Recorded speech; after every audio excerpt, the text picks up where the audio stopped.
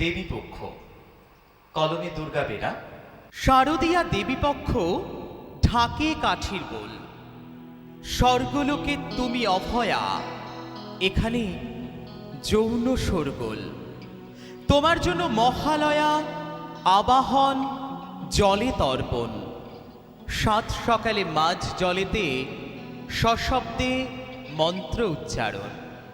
তুমি নাকি অসুর দলনী, ত্রিলোক তোমার পায়ে। জাগো দশপ্রহর অনধারিণী, কারা যেন গায়। কোথায় রণ চণ্ডী, কোথায় কোথায় বধ হওয়া অসুর। তোমার অংশ ধর্ষিতা যেন, দোষী অসুর বেকসুর। আইন সভা দেখা কাইন, তাতে কে পায় ভয়। শ্রীনতা হানি যৌন হানিতে, হে পুরুষ তোমার জয়। প্রিয় মানুষ, আবেগী মন, যৌবন মাঝ দরিয়ায়। অন্ধকারে নিষিদ্ধ প্রেমের শুভ মহরত হয়।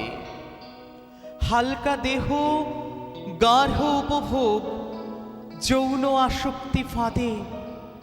যে দেখো পিতৃগৃহে তোমার অংশ কাঁদে। একেবারে নতুন একটা চমক না, কত মানে অন্যরকম একটা মাত্রা।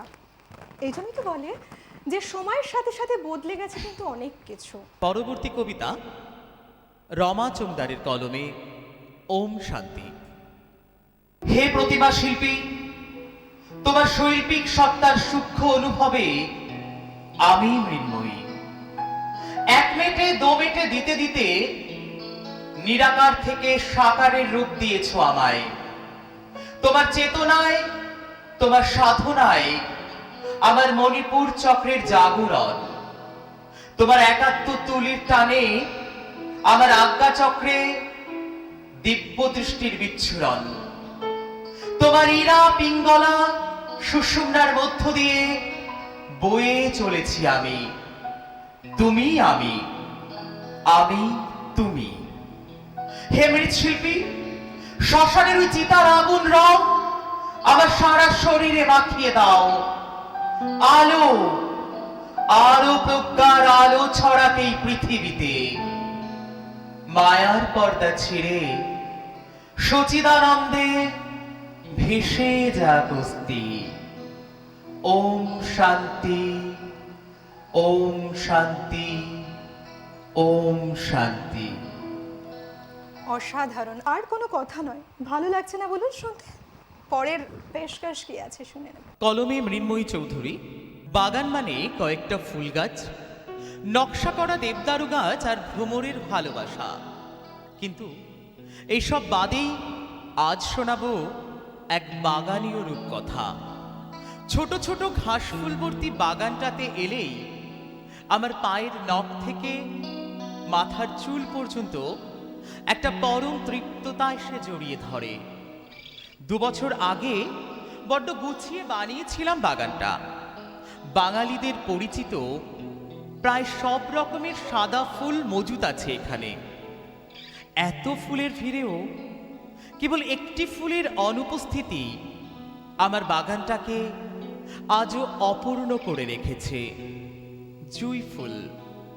তোকে পুরোপুরি ভুলতে গিয়েই তোর নাম জড়ানো আমার প্রিয় ফুলটাকে কত বছর হয়ে গেল দূরে সরিয়ে রেখেছি। না না, এসব ভাবতে বা বলতে গিয়ে তোকে মনে পড়েনি। মনে পড়েছে অন্য একটা অদ্ভুত কারণে। 2 মাস আগে লাগানো সাদা গোলাপ গাছটাতে এই প্রথম একটা ফুল ফুটেছে। দিন শেষে কিছুটা আরাম পাবার লোভে বাগানের বেঞ্চটাতে এসে বসি। গোলাপটার নিরাপত্তার কারণেই চারপাশে কয়েকটা কাটা গাছের ডাল ছড়িয়ে দিয়েছিলাম। হঠাৎ একদিন লক্ষ্য করলাম কোথা থেকে একটা কালচে খয়েরি রঙের পায়রা বাগানের পাঁচিলটাতে এসে বসে আর গোলাপটার দিকে তাকিয়ে কিছুক্ষণ বসে থেকে আবার চলে যায়। গোলাপটাও বেশ শাখা প্রশাখা দুলিয়ে ওর সঙ্গটাকে প্রশ্রয় দেয়। প্রতিদিন নির্দিষ্ট সময় মেপে পায়রাটির ওইটুকু বসে থাকা 10 বছর আগের আমিকে মনে করিয়ে দেয়। সপ্তাহের 3 দিন ভূগোলের ব্যাচ, সন্ধ্যে 7টায় ছুটি, কৃষ্ণদার চায়ের দোকানের মোড়, আর তোর জন্য আমার অপেক্ষা। গোলাপটার চারপাশের কাটা গাছের ডালগুলো পুরো তোর বাবার মতো, ভীষণ শক্ত পাহাড় আর কি। আমি আমার অতীতকে স্মরণে রেখেই কতবার পায়রাটাকে ঢিল ছুঁড়ে তাড়িয়েছি, তবু বেহায়া পাখিটা একদম আমার মতো উড়ে এসে জুড়ে বসেছে ঠিকই, কিন্তু অধিকার কায়েম রেখেছে বেশ। যেদিন প্রথম পাঁচিল ডিঙিয়ে পায়রাটা গোলাপ গাছটার সব থেকে কাছে থাকা টগর ফুলের ডালটাতে এসে বসলো, আমার দুম করে তোকে প্রপোজ করার দিনটার কথা মনে পড়ে গেছিল। সেদিন সমস্ত ভয়গুলোকে বুকের ডান দিকে রেখে বাম দিক থেকে পাওয়া সাহসটাকে বডিগার্ড করে বিকেলের বন্ধু মহলে তোর সামনে হাঁটু গেড়ে বসে ফিল্মি কায়দায় প্রেম নিবেদন করেছিলাম। অত বন্ধুদের মাঝে অমন বিশ্রীভাবে অপমানটা নাইবা করতে পারতিস। সেদিন যদি আমার দিকে তর্জনী বাড়িয়ে দেওয়ার বদলে অনামিকাটা বাড়িয়ে দিতিস, জীবন রাস্তাটা বোধহয় অন্য পথে বাঁক নিত। যাক সেসব, তারপর থেকে পায়রাটা ওই টগর গাছটাতে এসেই বসতো। ওদের দূরত্ব কমছিল দেখে কোথাও যেন একটা জিতে যাওয়ার আনন্দ অনুভব করছিলাম। খুশিতে ভুলেই গিয়েছিলাম তোকে করা শেষ ফোন কলটা তোর হাজব্যান্ড রিসিভ করেছিল। সেদিন শুধু ফোনটাই রিসিভ করেনি, তার সাথে সাথে ভেঙে দিয়েছিল তোর মাথা ভর্তি আমার সিঁদুর দানের স্বপ্নটা। জানিস, পায়রাটাকে গোলাপটার অত কাছে থাকতে দেখে নিজে থেকে কাটা গাছের ডালগুলোকে সরিয়ে দিই। রবিবারের এক বিকেল পায়রাটা হঠাৎ টগর গাছটাতে না বসে সরাসরি গোলাপ গাছের ডালে গিয়ে বসলো, আর সঙ্গে সঙ্গে গোলাপের 4-5টা তীক্ষ্ণ বড় কাঁটা ঢুকে গেল পায়রাটার শরীরে। পায়রাটার গা বেয়ে তখন রক্ত পড়ছিল অঝরে, কিন্তু অদ্ভুতভাবে নিচের দৃশ্যটা দেখে আমার শরীরটা শিউরে উঠল। আমি সম্পূর্ণরূপে থমকে গেলাম। পায়রাটার শরীরের রক্তে সাদা গোলাপটা আস্তে আস্তে রক্তিম আভায় পরিণত হচ্ছে। আমি কেমন যেন গোলাপটার মধ্যে তোর মুখ দেখতে পাচ্ছিলাম, সেই এক মাথা ভর্তি সিঁদুর।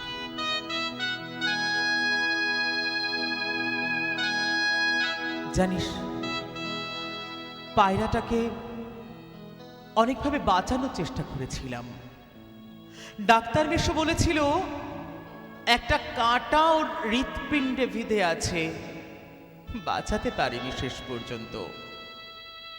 কাছের মানুষ আঘাত করলে মানুষ বেঁচে থাকতে পারে, পাখিরা পারে না বোধহয়। অনেক সময় হয় না, শুনতে শুনতে আমরা সংজ্ঞাহীন হয়ে যাই, ভাষা থাকে না মুখে, খুঁজে পাই না। এমনই কিছু। আবৃত্তিটা কত বছর বয়স থেকে শুরু হয়েছিল? ছোটবেলা থেকেই। অ্যাকচুয়ালি হাতে খড়িটা বলতে গেলে আমার মা, সম্পূর্ণ ক্রেডিট আমার মায়ের। আরেকটা যেটা তোমার কবিতার মধ্যে একটা প্রেজেন্টেশন ছিল, খুব মর্মান্তিক প্রেমের একটা কাহিনী বলা যায়। দেখো, গানগুলো আমাদের যেমন দিয়েছে বিভিন্ন রকম ভাষা, সেইভাবে মনকে ছুঁয়ে গেছে। কবিতাও কিন্তু কোনো অংশে কম নয়, বরং যদি ভালোভাবে কিছু শোনা যায় মন দিয়ে, খুব কষ্ট হয়, কখনো আনন্দে মানুষের মন অনেক প্রসারিত হয়। কলমে দুর্গা বেরা। আর যদি দেখা না হয় তোমাতে আমাতে, ক্ষমা ছুঁড়ে দিও আমি থাকা আসমানে। মনে পড়া তাকে এক কোণে ফেলে রেখো, আমি নাভি হব পুড়েও না পোড়া প্রাণে। আর যদি দেখা না হয় তোমাতে আমাতে, মার্জনা করো আমার দেওয়া ক্লেশ। অনিচ্ছায় যদি আসি বাতিল স্মৃতিতে, বিস্মৃতিতে বেঁচে বলো আছি বেশ। আর যদি দেখা না হয় তোমাতে আমাতে, যদি আমার না ফেরা ওঠে চরমে, মরকের পথে শোক বয়ে যাওয়া রাতে তোমার একাকী আগলে রাখবো মরমে। আর যদি দেখা না হয় তোমাতে আমাতে, পিয়ানোর সুর ভরা বেদনায় সেধো ভিনদেশী কোন থমকানো বর্ষাতে, ঝরা বকুলকে সমাধির ফুল ভেব। আর যদি দেখা না হয় তোমাতে আমাতে, মেঘমল্লারে সাজিয়ে অকাল মেঘ, বৃষ্টি হলেই নিভিও আমার স্মৃতি, আমি তোমার গভীরতর আবেগ। আর যদি দেখা না হয় তোমার আমাতে, আড়াল থেকে ফিরিয়ে নিও অতীত, সুতো ছেঁড়া এক একাকিত্বের বাঁকে, বন্দি করো ভালো থাকার ভিত। একদম একটা বিরহের কবিতা। পরবর্তী কবিতা রমা চন্দারের কলমে। দূরত্ব না বাড়লে আমাদের প্রেমটা ঠিক কতটা গভীর বোঝা যেত না। লকডাউন হওয়ার ফলে শুধু একটিবার তোর হাতে হাতটি রাখতে চাওয়ার আকুলতাটুকু তীব্রভাবে অনুভব করছি রে। ফোনে কথা হচ্ছে, হোয়াটসঅ্যাপে কথা হচ্ছে, ভিডিও কলেও দেখতে পাচ্ছি, তবু দেখ ইচ্ছে করলেই তোর কাঁধে হাতটা আমি রাখতে পারছি না। সামনাসামনি কতবার যে বলেছি আর তোর সাথে কথা বলবো না, যা। এখন ক্যালেন্ডারের পাতায় রোজ দাগ কাটছি আর প্রতীক্ষা করছি কবে আবার তোর প্রিয় চকলেটটা হাতে তুলে দেব, কবে আবার দুজনে ঘাসের গালিচায় বসে খুনসুটি করব, কবে আবার আমরা তুমুল ঝগড়া করতে করতে হেসে ফেলবো।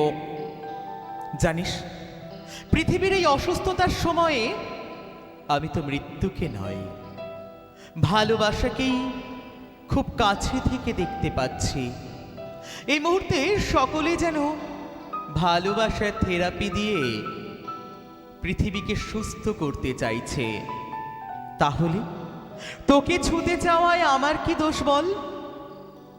এখনো ভোরবেলায় কুহু কণ্ঠ শোনা যাচ্ছে, এখনো গাছের ফুলেরা বাতাসে দুলে দুলে খেলা করছে, এখনো সূর্য নিয়মিত উঠছে, এখনো নদী সাগর সঙ্গমের টানে ছুটে চলেছে, এখনো আকাশে তারারা মিটমিট করে দিব্যি হাসছে।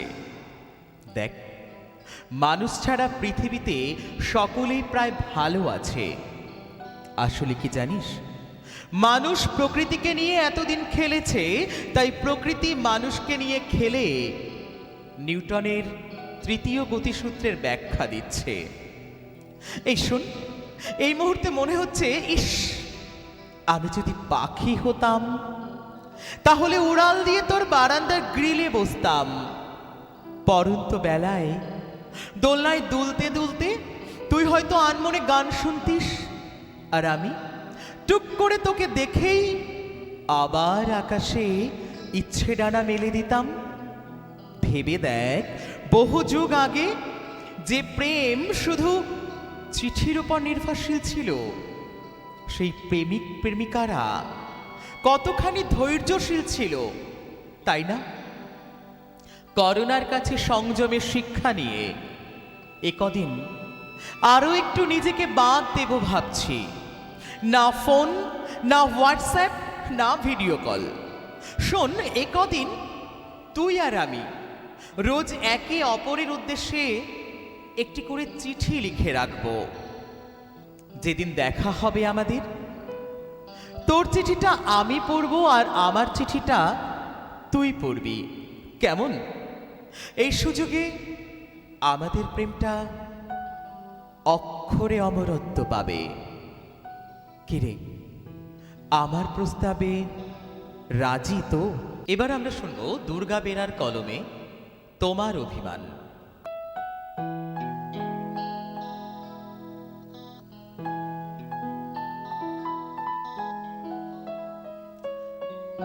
কটি বিনিদ্র রাত দিলে তোমার অভিমান ভাঙবে বলো তো?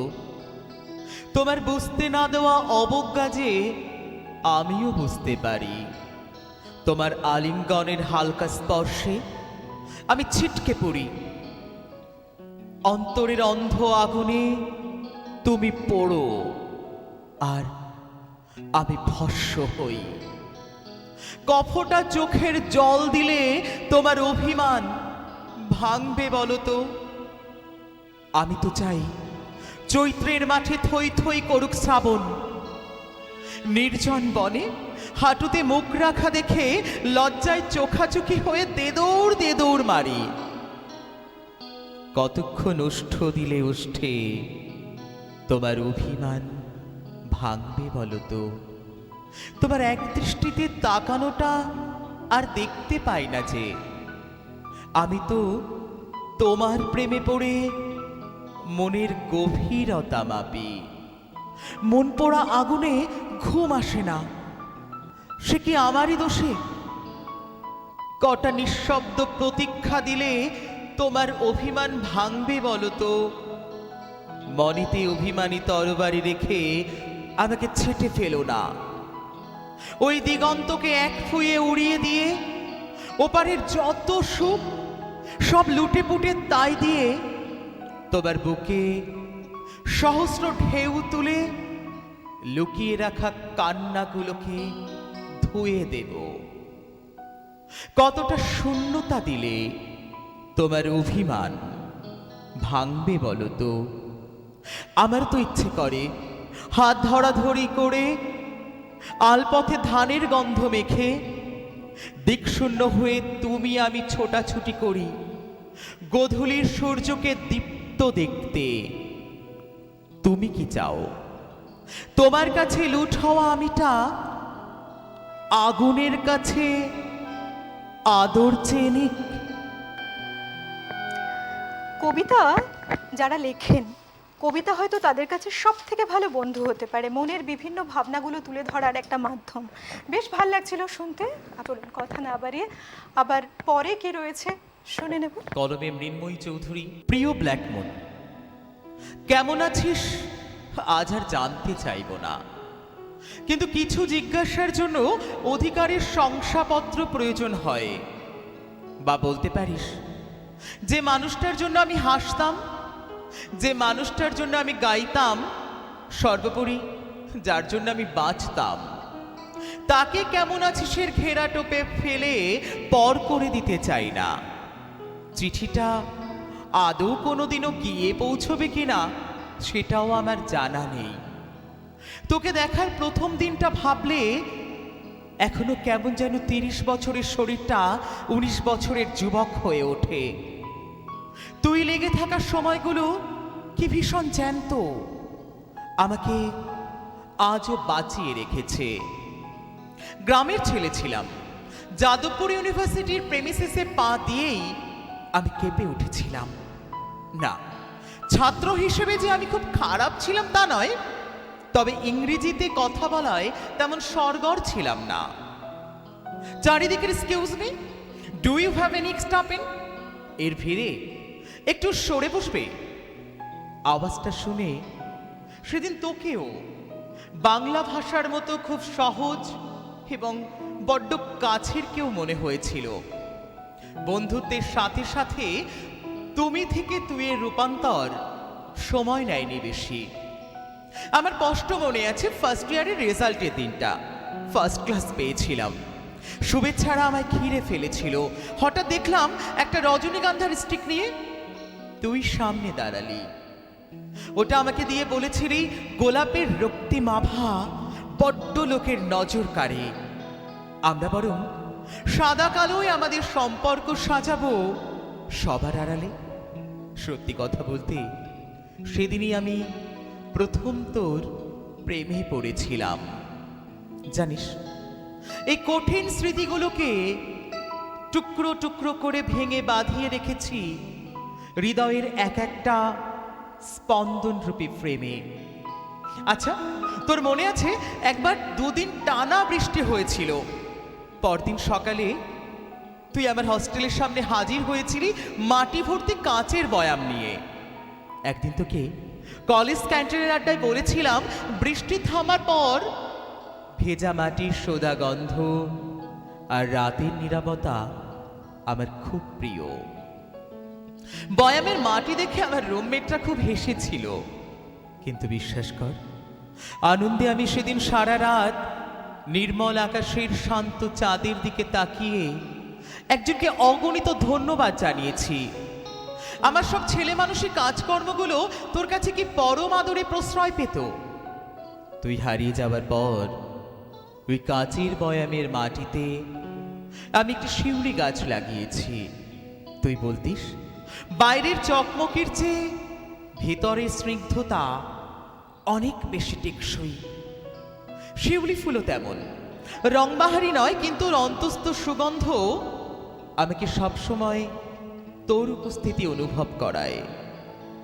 আমার একটা কথা ভীষণ মনে পড়ে, 13ই অক্টোবর তোর জন্মদিনের তারিখ। হ্যাঁ, ওই তারিখেই তোর ভাই অ্যাক্সিডেন্টে, আর তখন থেকেই তুই ওটাকে আনলাকি 13 বলতিস।